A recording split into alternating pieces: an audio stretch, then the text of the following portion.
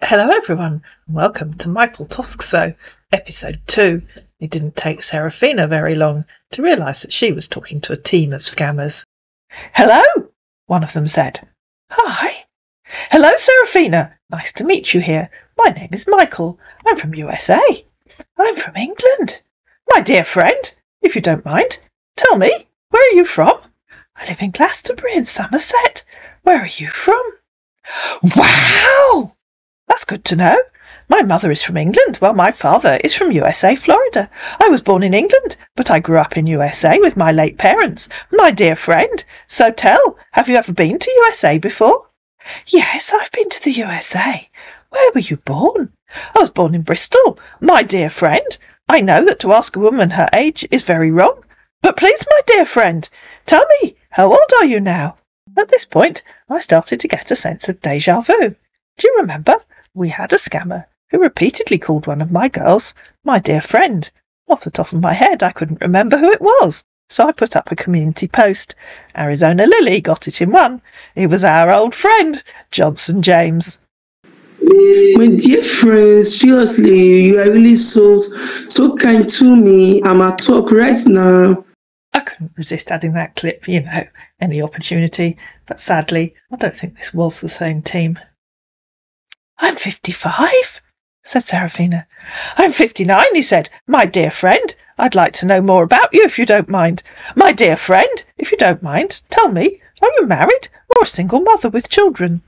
"I'm divorced. I have one daughter who lives in India with her boyfriend." "Okay," he said, and then, of course, launched into his own story. "Well, I am a single father for now. My wife died 4 years ago in a fatal car accident. I have a daughter. Her name is Jasmine. She's 10 years old, and she's in a boarding school in Turkey. It hurts me so much when I think about my past. The death of my wife caused me a lot of pain. Losing a loved one is very difficult, but we have to move on in life." "In Turkey? Why?" asked Serafina. "And please don't tell me it's because she randomly decided she wanted to go to Turkey. Tell me a proper reason, please." "My dear friend, I'm an orthopaedic surgeon doctor in the military, in work under the United Nations, here in the medical team in Yemen. I work under a contract here, in Yemen. She cannot live here with me, in Yemen. Yemen is a war zone." "Obviously not. That isn't an answer to my question. Why is she in Turkey, not the US?" "You're such a good woman," replied our man. "That isn't an answer to my question either. Why is she in Turkey, not the US? That's the third time I've asked." "My dear friend, please, if you don't mind, can we talk about this on Google Chat? I'm not here always due to the nature of my job. I'd like you to send me your Google Chat email so that we can chat better here." "Not until you answer my question. I'll ask you for the 4th time," said Serafina, sounding not at all like Serafina, but like Cassandra. "Why is she in Turkey, not the US? Or are you hoping your mate on chat might be able to think of an answer for you?" "My dear friend, I just want her to be happy. When my lovely wife was alive, she always took her to Turkey for vacation. My beloved daughter Jasmine said that she likes Turkey, and I just want her to be happy. She's all I have in this world. If you're going to claim your child is in boarding school, at least think of somewhere close to where you claim that you live." "She's all I have in this world. Here's a photo of my daughter Jasmine. I miss her so much, now that she's far away from me." "I think we agreed. You weren't going to tell me it's because she wants to go to Turkey. Tell me a real reason, please, why you would send your only daughter to school in a country that you don't live in, and whose language she doesn't speak." He sent a photograph of a young girl. "I also promised myself that I would go and take her in Turkey after my retirement in a few days' time. I can't wait to see my daughter again." "I'm still waiting for a sensible real reason why you would send her to school in Turkey, a country you don't live in and whose language she doesn't speak. If your mate on chat can't think of a sensible reason, then you'll have to think of one for yourself. Try I'm a cheapskate, and it's much cheaper to send her to school in Turkey." "My dear friend, please know that I'm not in the state for now. I cannot leave my daughter in the US. I don't want her to be lonely. And my late wife picture is in the bedroom in the US. I don't want her to see it." "She's in boarding school, you dimwit," said Serafina, still sounding like Cassandra. She wouldn't see the picture, and of course you want her to see a photo of her own mother. Keep trying. I've given you one idea. Let's try another. I don't know where Turkey is, but I thought it sounded good. Please! Very soon the UN agent will come over to check on us here. Please send me your Google email so that we can chat over there. Please, I promise I'll go and take her after my retirement from the military doctor in a few days' time. Not until you tell me the real reason why she's in school in Turkey. I've given you 2 suggestions. Just pick one if you can't think of one of your own. My dear friend, please, you have to understand, OK. Jasmine always wished to go to Turkey with her mother. I spoke with her this morning on her school teacher's phone. Her school teacher's name is Aisha. Aisha is a very good woman. Aisha was a very good friend to my late wife. Aisha knew Jasmine when Jasmine was 3 years old. My dear friend, you know that I can't leave my daughter Jasmine in the US because I'm not in the state to take care of her. That's right, mate, so leave her somewhere else that you aren't. I have no one in the US, and I don't trust anyone there in the US. Jasmine is the only one I have in my life. I'm ready to do anything just to make her happy. Why can't you speak English properly? Asked Serafina. Is it because you're Turkish and just pretending to be from the US or England? A man sent a photograph of a man holding a dog. Here's a picture of me. How old is your daughter? He asked. It's so tedious, having to ask you everything several times before you answer me. Why can't you speak English properly? Is it because you're Turkish and just pretending to be from the US or England? Now I speak like Yemen, he said, because when the UN agent always check our computer here, when he sees any of our conversion here, he will not understand. He won't be alone, pal. The UN doesn't want us to communicate with anyone. That's the most ridiculous load of garbled bullshit I've read in a long time. Or do you think the UN agent is incapable of reading? I'm getting very fed up with your idiotic tripe. Either type in proper English so we can have a proper conversation, or go away. The choice is yours, so choose your next answer wisely. Idiotic tripe or proper English, because I'm sure people in Yemen don't talk like idiots. And it was about now that I realised that this man could be good fun if we just kept the conversation going. And ladies and gentlemen, I need to issue you with one of those periodic warnings, because if you're looking at the screen, you'll see he left a 2-second voice message. So ladies and gentlemen, if you're eating or drinking, I very strongly suggest that you swallow now before I play you that voice clip. I might even play it 2 or 3 times for you. It's only short, and here it comes. My dear friend, why don't you believe me? My dear friend, why don't you believe me? My dear friend, he continued, you have to understand me, OK? Please send me your Google chat so that we can talk better over there. I want to check on my patient now for the last time before I go to my room. I'll write to you when I get to my room. ROFL, said Serafina. If you're going to send a voice clip, at least record yourself instead of using an artificial speech generator. She sent him her email address, adding underneath, when you get to your room, you can call me so we can have a proper chat. And so, of course, they moved to chat. And over on chat, our man changed his name, as they often do, to Michael Evans. Hello, friend. It's me, your friend on Facebook, he said, sending the same photograph of a man holding the dog. Didn't take you long to check on your patient, said Serafina. Wow! You're here already, he said. My dear friend, please, I will write you as soon as possible. Let me check on my patients. Why have you changed your name? She asked. Tosco, said our man, not even being able to spell his own name, is my camp name. Evans is my son name. It feels really great to have a friend like you, who I can always count on. Good night, sleep tight, and sweet dreams. And one of those good night gifts. Good morning, my friend, he said in the middle of the night.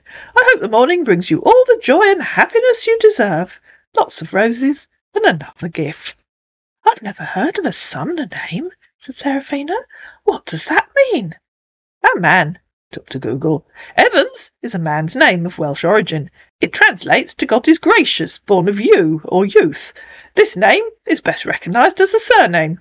You might associate it with the Avengers' own Captain America, Chris Evans, but stands up on its own as a unique twist on a traditional given name. Okay, I take it back. I expect ChatGPT wrote that. My dear friend, how are you doing at the moment? I was so busy at work. So tell me, he added, have you had your lunch yet?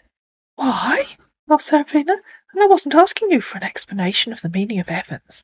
I asked you what a son name is, she said, screenshotting where he'd said it. Also, what is a camp name, please? Evans, he said, is my father's name. I hope you understand. That is not what I asked you, said Seraphina. I asked you what a son name is, please. What is a son name? Assume you are able to read. What's a son name? And what's a camp name? I know that's 2 questions, and I realise you struggle to answer more than one at a time. To which our man replied, son name means father's name. Okay, I've never heard it called that before, said Seraphina. Which culture does that come from? Sounds Japanese. So now you can answer my second question. What is a camp name, please? Our man's learned explanation was, camp name is the name I answer here in Yemen, because Yemen has a camp. Tell me, what are your hobbies? That's meaningless twaddle, said Seraphina. What is a camp name, please? And in reply to him asking what were her hobbies, she said underwater yogic breathing and international extreme ironboarding. What are your hobbies? To which our man replied, wow! That's good to know. As for me, I enjoy going to the beach. I love the ocean and mountain views. I enjoy travelling and weekend trips. I also love movies and dinners with a nice glass of wine. And I like going to concerts and comedy clubs. I also like staying at home sometimes to watch movies. I also love to cook. I used to cook for my daughter Jasmine when I was in America. What kind of concerts do you go to? Asked Seraphina. Please don't make me ask you more than once. Oh, Seraphina. Our man replied, I've been to Germany, Turkey, Canada, and Sweden. Okay, I guess I do have to ask more than once. What kind of concerts do you go to? Do you watch TV at home? Our man replied. Which sports do you most enjoy watching? Which kind of concerts do you go to? She said. I'm not answering any more questions, unless or until you answer mine. I answer your question, he said.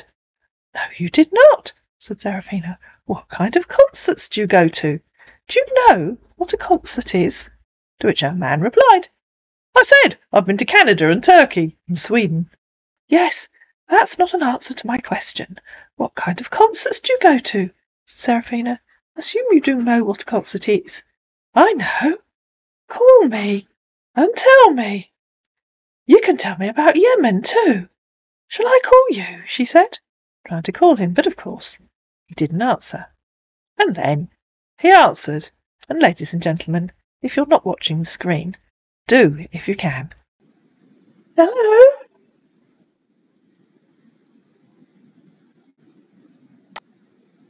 Hello?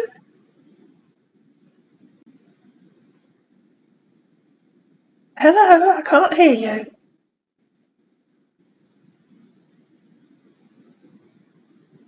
I can't hear you. If you weren't able to watch the screen, he was playing one of those stolen videos, which didn't have any sound. I can't hear you, she said when the call had ended. Are you at home today? The network's bad, he said. At work. I'll try again. And she tried again, and he didn't answer her. Later, I'll call you when I get home. Okay. So tell me, what are you doing now? Sliding down the chimney, said Seraphina. What are you doing now? I'm working on my patients, he said. I've no idea what that means. You mean you're running a training class for them? I'm a military doctor, he said. Yes, but that doesn't tell me what you mean by working on my patients. I'll show you a screenshot from that video.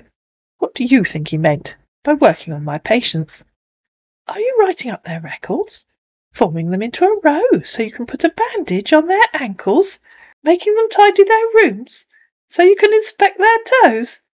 Our man opted for forming them into a row so you can put a bandage on their ankles. Yes, I am, he said, grateful for some clues. Do you watch TV at home? Which sport do you most enjoy watching? No, and none, said Seraphina. Do you do? Yes, I do, he said. For me, I love soccer and basketball. I love teams in the United States. And I love the England national team. What's your favourite colour, my dear friend? Blue gratefulness, she said. What's yours? My favourite colours are blue and white. Blue is for the beautiful sky we all see, and white is for the clouds, and it always stands for peace. Can you drive a vehicle? Do you have a car? No, said Seraphina, I have a chauffeur. Do you? Although I have been known to waft from place to place on my broomstick. OK, as for me, I have 2 cars in America. This is a photo of my cars. 2 cars, said Seraphina. My goodness, you must be super rich. He sent a photograph of a car. Oh, yes, said Seraphina. I can see that's a car. Where were you born? He said. Have you ever travelled outside of England before? I was born on the kitchen floor, she said. I've travelled extensively. Have you travelled?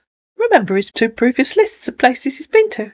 For me, I was born in England, and I grew up in the United States, and travelled to 3 countries, France, Germany and England. Now I'm in Yemen for a peacekeeping mission. Where in England? Where were you born in England? Bristol. This is a photo of me, he said. I'm currently in Yemen for a peacekeeping mission. I've been in Yemen for over 2 years now. I'm seeking retirement from the military in a few days from now. That sounds like a good idea, said Seraphina. A man sent a photograph of a man looking pensive. I did a reverse image search, obviously stolen from the website of a doctor. Yes, said Seraphina underneath. You look as if you need to retire. How do you retire? Yes, I do, he said. Send me your photo. I want to see your face. My photo's on Facebook, said Seraphina. Please send it here. I really want to see your beautiful face here. So Seraphina sent him the same photograph that she uses on Facebook, adding underneath, I think you should retire as soon as possible. Today, maybe. I can't wait for you to call so I can hear your beautiful voice. Wow, he said. You look so beautiful, my dear friend. You're the most beautiful woman I've ever seen in my life. Thanks for the photos. They're so lovely, my dear friend. So tell me, what's the name of your daughter? She's called Jupiter, said Seraphina. I really want you to call so I can hear your gorgeous voice. OK, I will, later. I'd so love if you could call now, she said. I'm feeling a spiritual connection between us. OK, I will, my good friend. Have you heard about Yemen? Oh, please do, she said. That would be lovely. Yes, she said, in reply to him asking if she'd heard about Yemen. Have you? Are you going to call me? And so he called her again. Oh, it's nice to talk to you. Hello, can you hear me? Hello, Sophie. Can you hear me? How's your day going? Can you hear me? Hello, Seraphina. Can you hear me? How are you doing? Can you hear me? I can't hear you, she said. Only a silly robotic voice. Could you hear me? The network here in Yemen is very bad, he said. So is your voice generator, said Seraphina. I want to talk to the real you, please. I heard your voice, he said, but the network is very bad here. He tried calling again. Are you there? Sorry, she said, my phone rang, so I missed you. It's okay, I heard your voice. You can call me again now. But the network is very bad, he tried. Go outside and find somewhere with a better signal. I will later, because of the network problem. OK. My dear friend, the UN agent is with us. We cannot go outside now. I promise I'll call you when I get home. OK. My good friend, have you heard about Yemen? Yes, I have. Have you? asked Seraphina. I'm in Yemen now for a contract. I work here under United Nations. But have you ever heard about Yemen? She asked. Yes, he said. Google came to his rescue. A brutal civil war raging in Yemen has claimed more than 16,000 lives and left 13 million people on the brink of starvation. The conflict has been dubbed a proxy war among competing powers in the Middle East as the Saudi-led coalition battles rebels backed by Iran. Goodness me, she said. Yemen, he continued, is a dangerous country. Yemen is a battlefield. People die of war with other diseases. I can't wait to retire from the army. After my retirement from the military in a few days' time, I plan to come to England with my daughter Jasmine to start a new life. This is the promise I made to my late mother. I know this will make her happy in heaven. You need to retire as soon as possible, said Seraphina. My dear friend, I'll write to you later. Right, I need to check on my patient. Okay. Please take good care of yourself. You only have one patient left now. A man sent some roses. Hello, my dear friend. Have you eaten your dinner yet? No, said Seraphina. Have you? Are you at home now? Yes, but I want to use the restroom now. My dear friend, what time are you over there now? It's nearly 7:15. Okay, my dear friend, please. I'll write to you soon. Right now, I want to have my shower. You've got to say one thing about these scammers. They all believe in cleanliness. They're either asleep or they're in the shower. Okay, said Seraphina. He sent a rose. My dear friend, I'm so tried today. I work a lot today. I want to have my rest now. Good night, my lovely friend. I wish you a wonderful night. Sleep well, my friend, and lots of hearts. Good morning, said Seraphina the next day. Good morning, dear. Hello, friend. So tell me, how are your children? My daughter's fine. How are your children? Asked Seraphina. And when are you going to call me so I can hear your handsome voice? My beloved daughter Jasmine is fine, he said. That's good. How much is the price of an England house in your prefecture? I had to look that up, because as far as I can make out, the only country that has prefectures is Japan. After retiring from the US Army, he said, I'd like to buy a house when I come to England. I really don't know what you mean, she said. You can look at houses on Rightmove. Probably anything, from around 50,000 to 50 million plus. How much money have you got? I'm still waiting for you to call me, so I can hear your voice, and you can wave to me and say hello. No problem, I understand you, he said. I don't need a small house. I want a very big house. Forget about the price. I want you to know that I have 2 houses in America, but I want to buy a new house for my daughter just to make her happy. Where are your 2 houses in America? In Florida, he said. Why'd you have 2 houses in the same state? And our man, as you can see, deleted his next message. But in that message, he said he was going to Japan when he retired, which of course explains why he was talking about prefectures. Why are you going to Japan? She asked. Do you speak Japanese? My dear friend, that was a mistake, he said. My dear friend, I don't know anyone in Japan. I was trying to say England. I'm also going to invest my money in a hotel or healthcare centre business when I come to England. I want to create a healthcare in your prefecture to save lives. I'll also create jobs for people who don't have jobs in your prefecture. Do you think that's a good idea? Oh, yes, excellent ideas, said Seraphina. My interest, he continued.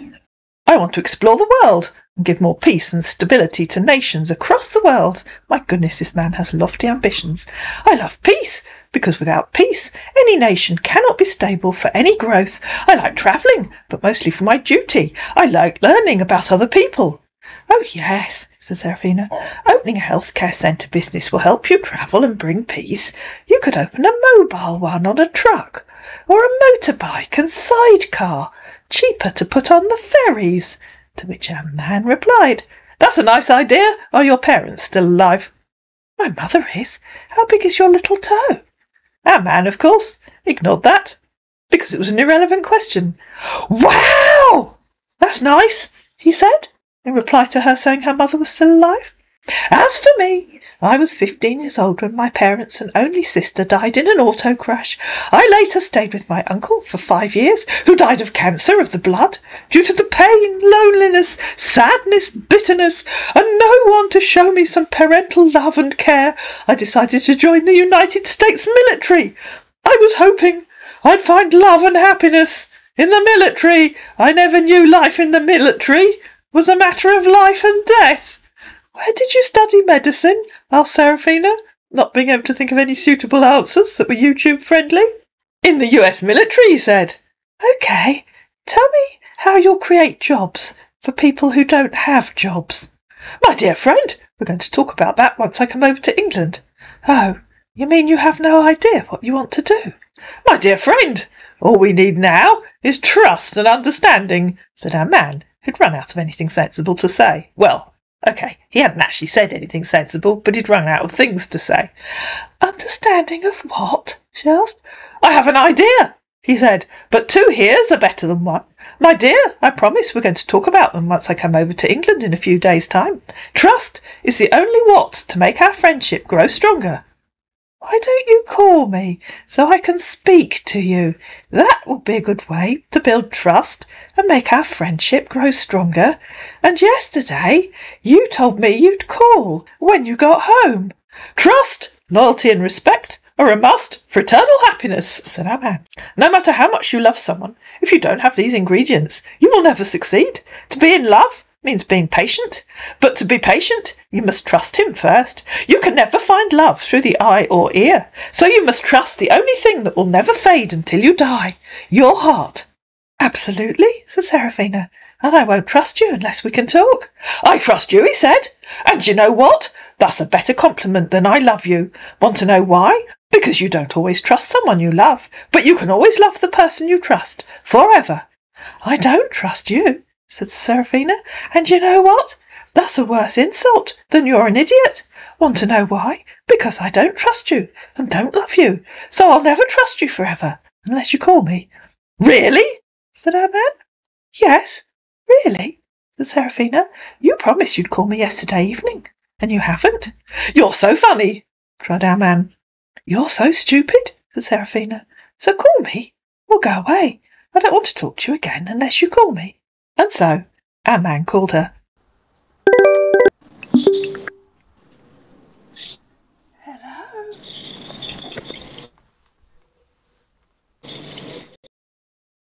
You disappeared, she said. Call me again, please. My dear friend, the network here is not good for call. Then find somewhere that is good, she said. So he called again. But again he didn't speak, even though Seraphina said a few things to him. You disappeared again, said Seraphina. We cannot talk that on phone call, he said. Talk what? Asked Seraphina. I'd like to meet you in person so that we can talk that once I come over to England. Your voice is so beautiful. Unless you talk to me properly here, I don't want to meet you, she said. Stop acting like a stupid kid. Why? Because I'm not interested in talking to a stupid kid. Talk to me properly or go away. Either call me and have a proper grown-up conversation, or go away. You, that the UN don't allow call. I'm just talking a risk because of you. Please, you have to understand me. Don't talk ridiculous, idiotic rubbish, said Seraphina. The UN don't care who you talk to. Stop lying to me. Call me and talk to me properly, or go away. Choice is yours. I'm beginning to wonder what you're hiding. Maybe you aren't really in Yemen. Maybe you aren't really a doctor. I am a military doctor and I work United Nations here, he said. Then call me and talk to me properly. This is your last chance. Last chance. OK, goodbye, she said, but nothing happened. The UN don't allow call. UN agents are always here with us, then don't want us to call or talk to someone, because war is going on here in Yemen. That's the biggest lie I've ever heard, said Seraphina. Call me now, or go away. You have a count of 10 to call me, or you're ghosted. She got down to 0 and said goodbye, and I closed chat because I'd had enough of him. A few minutes later, our man tried calling her. Why don't you pick the call? Don't you know I'm a military doctor? Don't play with me any more. OK, he said. Tried calling her again. Goodbye if you don't want to talk to me. But Seraphina didn't want to talk to him. Good night to my lovely friend, he said a few hours later. I wish you a wonderful night's sleep. Well, my friend, always remember that I'm here to check on you, friend. He tried calling her, but of course Seraphina was ignoring him. I'd closed chat. Sleep well, my friend. I woke up the next day and saw his messages and, unusually, relented. I got to 0 and you didn't call, said Seraphina, so you have one last chance before you're blocked. Hello, dear friend. How are you today? How was your day? And happy Sunday. Okay, I'll call you later. Okay, friend? And lots of roses. Not interested in excuses, said Serafina. Call or shut up and go away? Okay, he said a few hours later. So, can I call you now? Yes, said Serafina. I'm here now. Okay, I'll call you now, he said.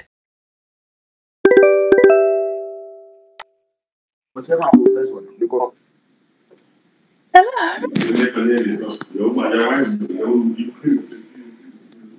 Hello? Hello, can you hear me? Hello? Can you hear me? Hello? Hello, can you hear me?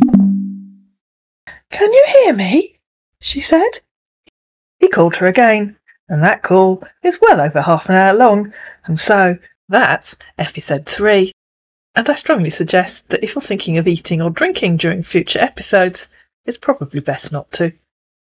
I hope you enjoyed this episode, Michael Toskso, / Michael Evans. If you did, please like it, please share it, please comment down below, please subscribe to my channel, and I'll see you again in episode 2.